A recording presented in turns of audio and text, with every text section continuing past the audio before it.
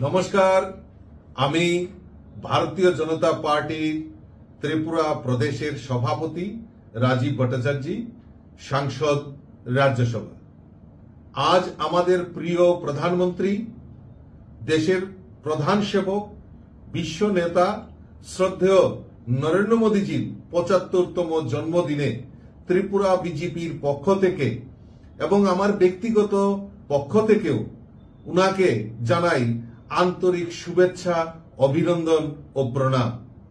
যার নেতৃত্বে ভারত বিশ্বের চতুর্থ বৃহত্তম অর্থনীতিতে পরিণত হয়েছে, যার জনকল্যাণমুখী উদ্যোগে কোটি কোটি গরিব ও মধ্যবিত্ত পরিবার নূতন আশার আলো পেয়েছে, যার নেতৃত্বে দেশের ৪ কোটিরও বেশি পরিবার আবাসন যোজনার মাধ্যমে পাকা ঘর পেয়েছেন, যার মধ্যে প্রায় ত্রিপুরাতে ৩.৫ লক্ষ পরিবার গরিব পরিবারের ঘর পেয়েছেন, যার নেতৃত্বে দেশের ৮০ কোটিরও বেশি মানুষ, গরিব মানুষ বিনামূল্যে রেশন পাচ্ছেন, যিনি যুব শক্তি, নারী শক্তি, কৃষকের অগ্রগতিতে নির্লস কাজ করে যাচ্ছেন, যিনি জাতীয় নিরাপত্তা, বিজ্ঞান ও প্রযুক্তিকে কাজে লাগিয়ে বিশ্বের মানে ভারতকে জগত সভায় শ্রেষ্ঠ আসনে নিয়ে গেছেন।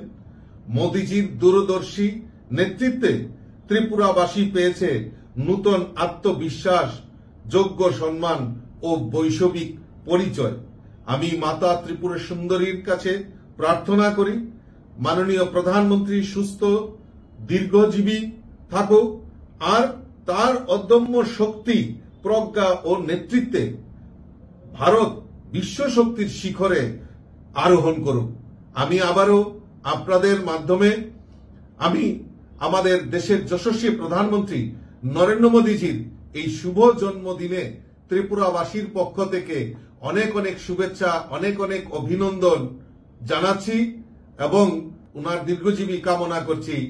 নমস্কার, যতন হাম্বাই।